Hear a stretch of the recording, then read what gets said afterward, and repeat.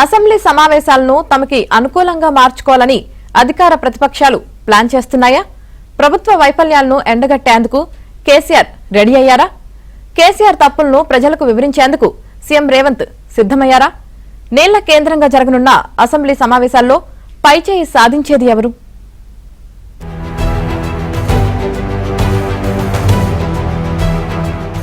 తెలంగాణ శీతాకాల సమావేశాలు సోమవారం నుంచి ప్రారంభం కానున్నాయి. మొదటి రోజు తర్వాత 3 రోజుల పాటు వాయిదా వేసే అవకాశం ఉంది. మళ్లీ జనవరి 2, 3వ తేదీల్లో 2 రోజుల పాటు అసెంబ్లీ సమావేశాలను నిర్వహించబోతున్నారు. ప్రతిపక్ష నేత కేసీఆర్ సమావేశాలకు హాజరు కానుండటంపై రాజకీయ వర్గాల్లో ఆసక్తి నెలకొంది. గతంలో ఆయన 2 సార్లు సభకు వచ్చారు. మొదటిసారి గవర్నర్ ప్రసంగం, రెండోసారి బడ్జెట్ సమావేశాలకు కేసీఆర్ హాజరయ్యారు.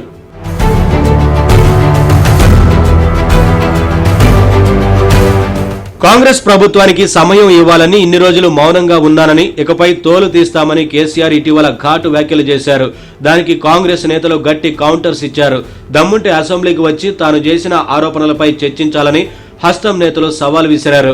కేసీఆర్ అసెంబ్లీకి వచ్చి చర్చిస్తానంటే తన గౌరవానికి భంగం కలగకుండా చూసే బాధ్యత తాను తీసుకుంటానని సీఎం రేవంత్ ప్రకటించారు.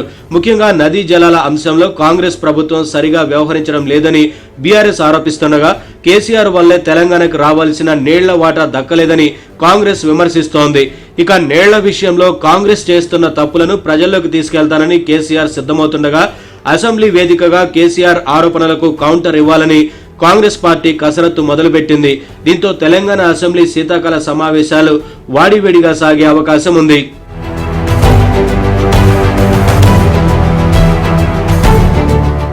సాగునీటి ప్రాజెక్టులపై అధికార ప్రతిపక్షాల మధ్య మాటల యుద్ధం నేపథ్యంలో ఈసారి అసెంబ్లీ సమావేశాలపై అందరికీ ఆసక్తి పెరిగింది. తెలంగాణ వచ్చిన తర్వాత నీటి వినియోగం, జలవనరులపై కేసీఆర్ తీసుకున్న నిర్ణయాలపై నీళ్లు నిజాలు పేరుతో ప్రభుత్వం కీలకమైన శ్వేతపత్రాన్ని విడుదల చేయనున్నట్లు సమాచారం. ముఖ్యంగా కృష్ణా, గోదావరి నదీ జలాల పంపిణీలో తెలంగాణకు జరుగుతున్న అన్యాయంలో కేసీఆర్ పాత్రపై చర్చించాలని ప్రభుత్వం భావిస్తోంది. బ్రిజేష్ కుమార్ ట్రిబ్యునల్ పరిధిలోని అంశాలతో పాటు ఏపీ ప్రభుత్వం అక్రమంగా నిర్మించాలని భావిస్తున్న ప్రాజెక్టులను అడ్డుకోవడం కోసం ప్రభుత్వం తరపున తీసుకోవాల్సిన నిర్ణయాలను సీఎం రేవంత్ సభలో చర్చించనున్నారు.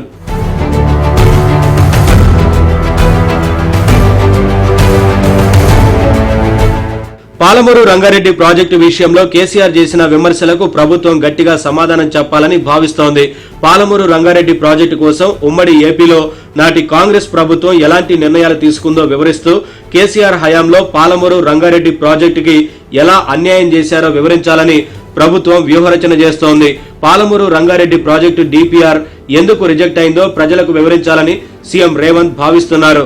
పాత ప్రభుత్వ వైఫల్యాలను ఎండగట్టాలని కాంగ్రెస్ ప్లాన్ చేస్తోంది. కేసీఆర్ కు కాళేశ్వరంపై ఉన్న శ్రద్ధ పాలమూరు రంగారెడ్డిపై ఎందుకు లేదని ప్రశ్నించారు మంత్రి వాకిటి శ్రీహరి.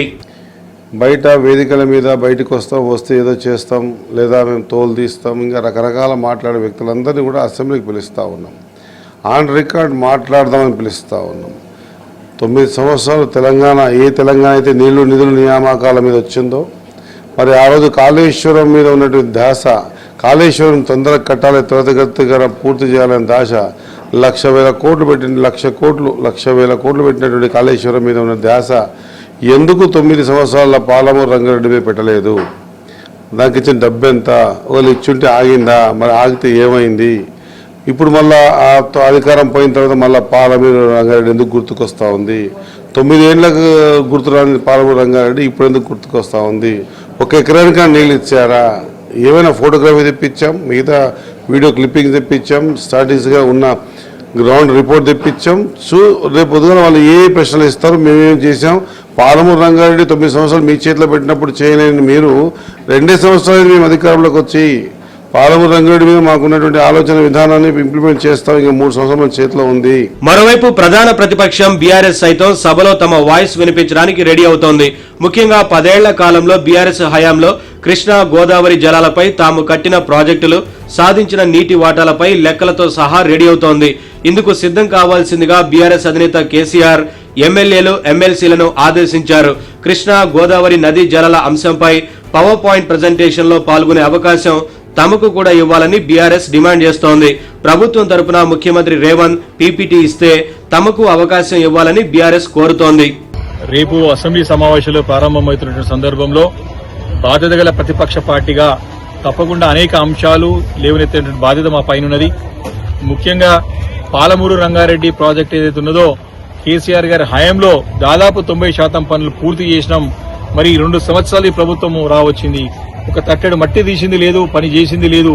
ఎందుకు ఈ యొక్క 2 సంవత్సరాలలో మరి పనులు 10% పనులు పూర్తి చేయడంలో ప్రభుత్వం ఎందుకు విఫలమైందో మేము నిలదీయబోతా ఉన్నాం. అదేవిధంగా 100 రోజుల్లో 6 గ్యారెంటీలు అమలు చేస్తామన్నారు. 13 డిక్లరేషన్లు ఇచ్చినారు. అదేవిధంగా 420 హామీలు ఇచ్చినారు.